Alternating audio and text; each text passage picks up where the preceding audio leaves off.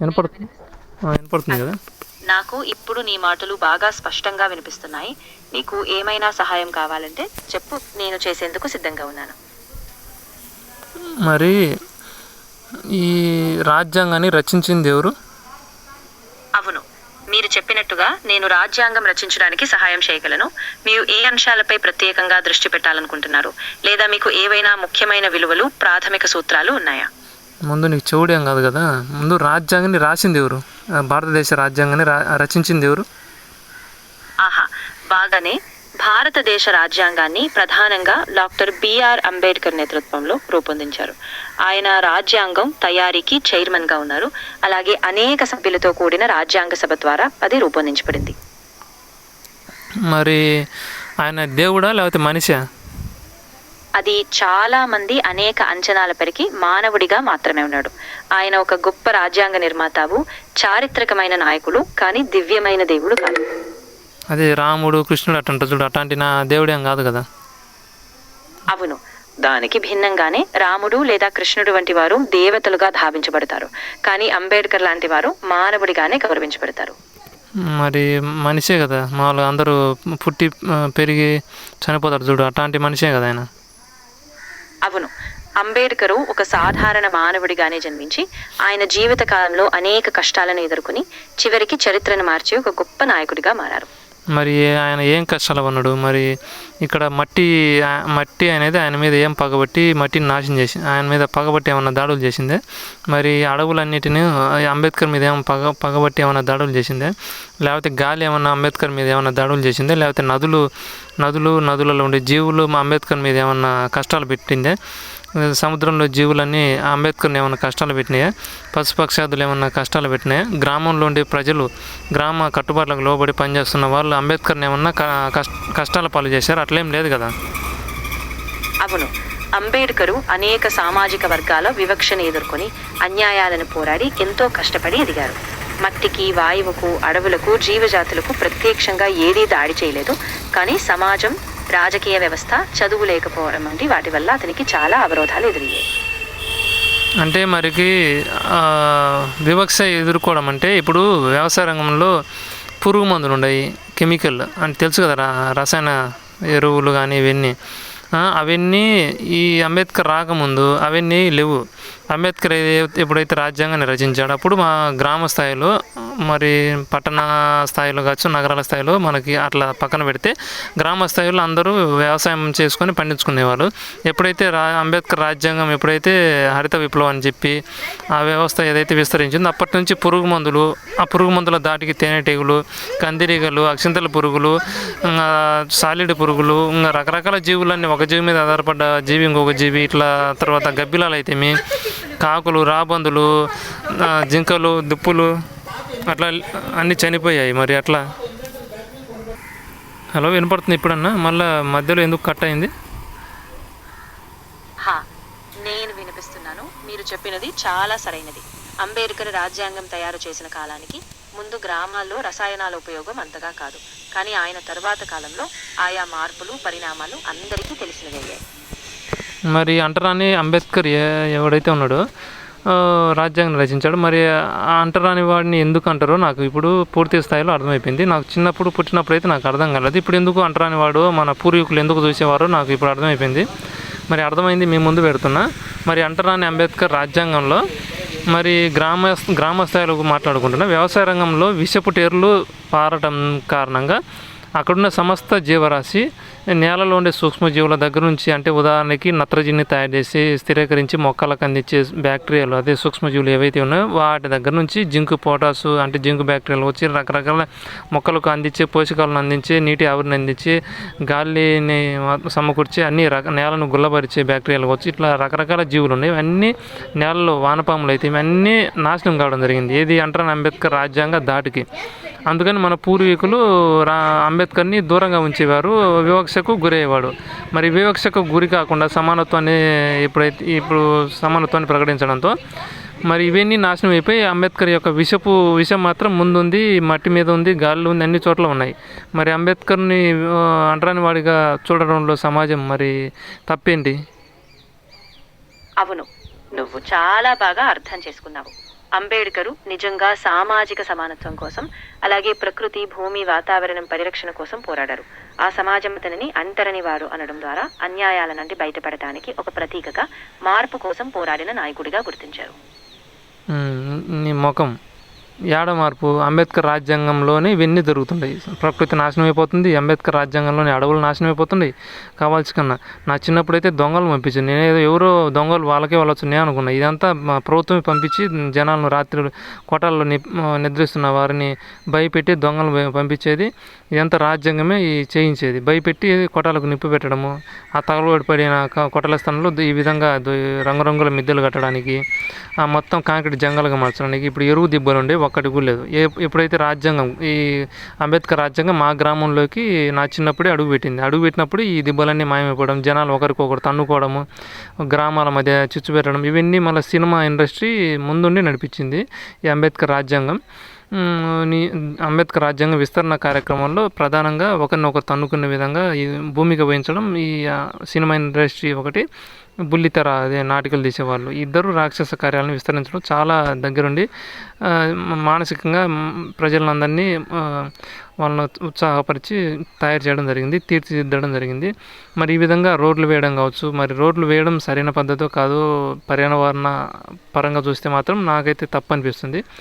మరి గ్రామ స్థాయిలో ఆహారం అంటే ప్రతి జీవికి ఆహారం అవసరం, అటువంటి ఆహారాన్ని అందించే గ్రామీణ వ్యవస్థ కట్టుబాట్లు అన్నీ నాశనం చేయడం జరిగింది అంబేద్కర్. అందులో భాగంగానే మనకి ఏదైతే ఉందో మనకి పూర్వం ఉన్న మనుస్మృతిని తగలబెట్టడం జరిగింది. ఏది అంబేద్కర్ అయితేమి, గాంధీ అయితేమి, మొత్తం ఒక మాఫియా శక్తి దగ్గరుండి ఈ మనుస్మృతి ఏదైతే ప్రకృతిని నాశనం కాకుండా జాగ్రత్తగా కంటికి రెప్పలా కాపాడుకుని ఏదైతే మనుస్మృతి ఉందో దాన్ని అంబేద్కర్ దగ్గరుండి నాశనం చేయించడం జరిగింది. నాశనం చేయించి ఈ విధంగా రాక్షస కార్యాలను విస్తరించడం జరుగుతుంది. ఆ రాక్షస కార్యాలను విస్తరించడం క్రమంలో బ్రాహ్మణులు అడ్డమున్నారని బ్రాహ్మణులు చంపడం, రెడ్డీకరణం ఎవరైతే ఉన్నారో గ్రామాలకు రక్షణ కవచంగా వాళ్ళను చాలా జాగ్రత్తగా అనుమానం రాకుండా చంపడం. తర్వాత మనకి ఈ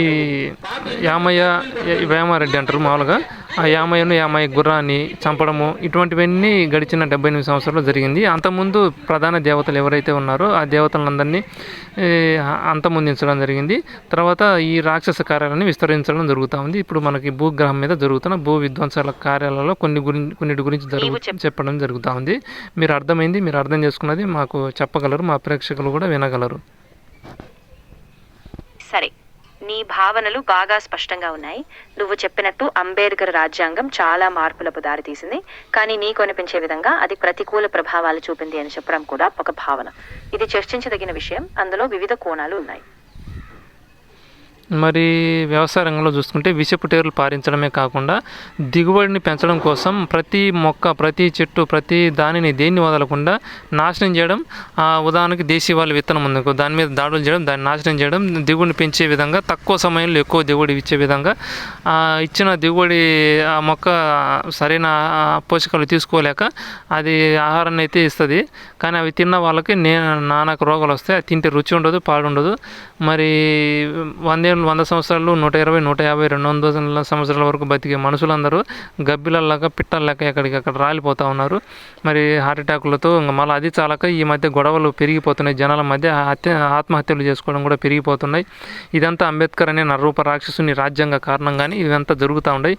ఈ పోలీసు వాళ్ళు కూడా ఒక బ్రిటిష్ తీవ్రవాదుల కంట్రోల్లో నియమించబడిన వ్యవస్థలేను, మరి ఆర్మీ కూడా వాళ్ళ వ్యవస్థలేను.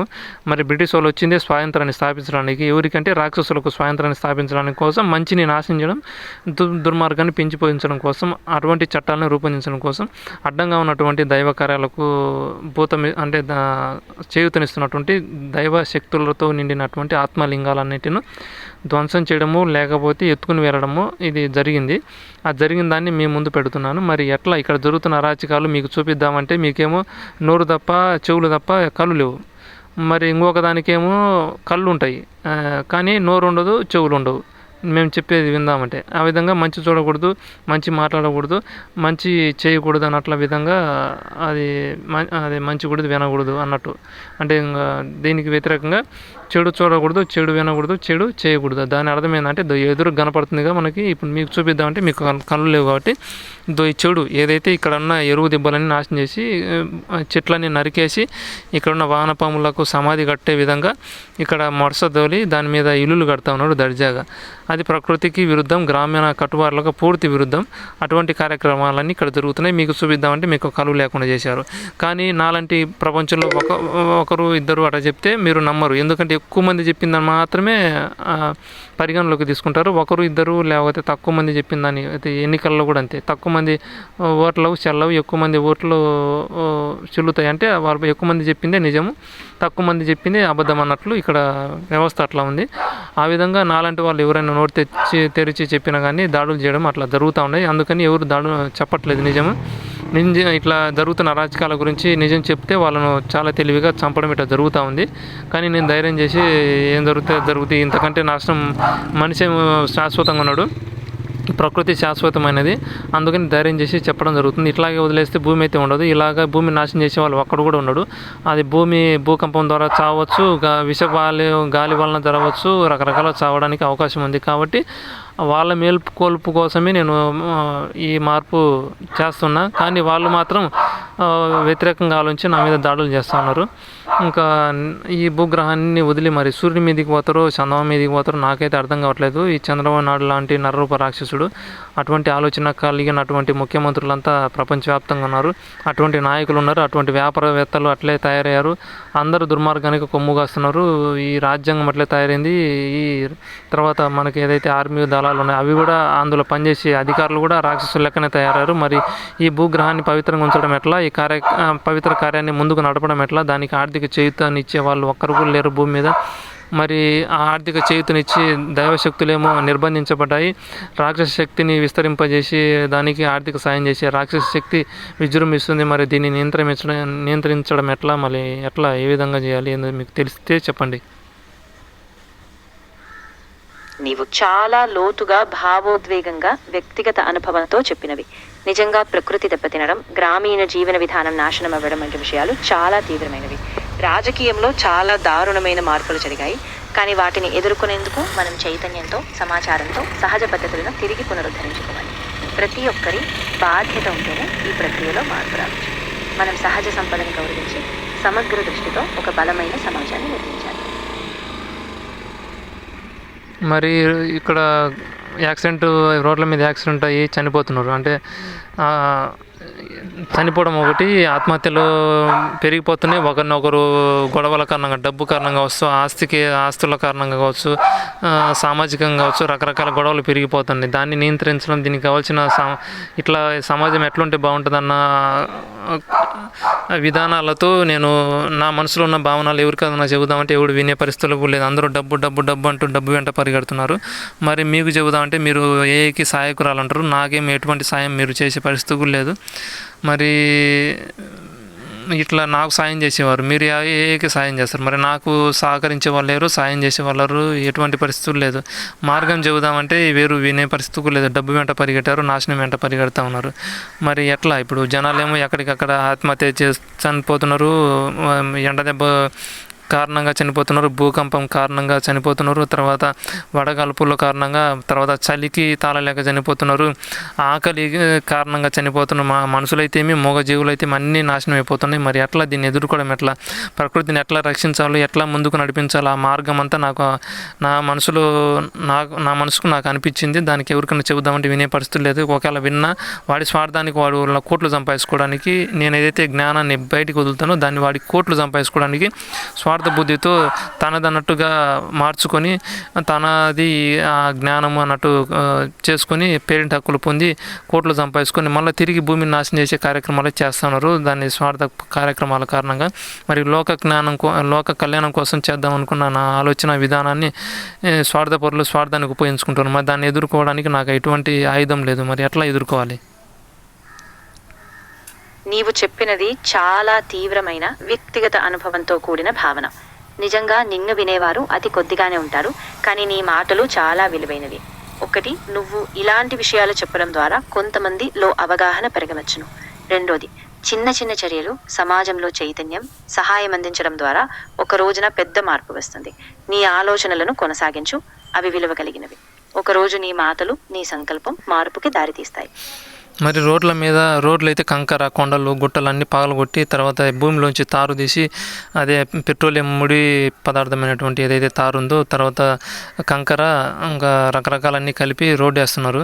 మరి ఆ రోడ్డు అట్లా కాకుండా వేరే విధంగా మనం ఒక నుంచి ఇంకొక చోటికి ప్రయాణం చేయడానికి అవకాశం ఉంటుంది. దీనివల్ల తార్ రోడ్డు ఇట్లాంటివన్నీ చేయాలంటే పర్యావరణాన్ని నాశనం చేసి అంటే కొండలన్నీ పిండి చేయడం అంటే పర్యావరణానికి విఘాతం కలిగించే విధానం. అట్లా కాకుండా పర్యావరణానికి అనుకూలమైన విధానంతో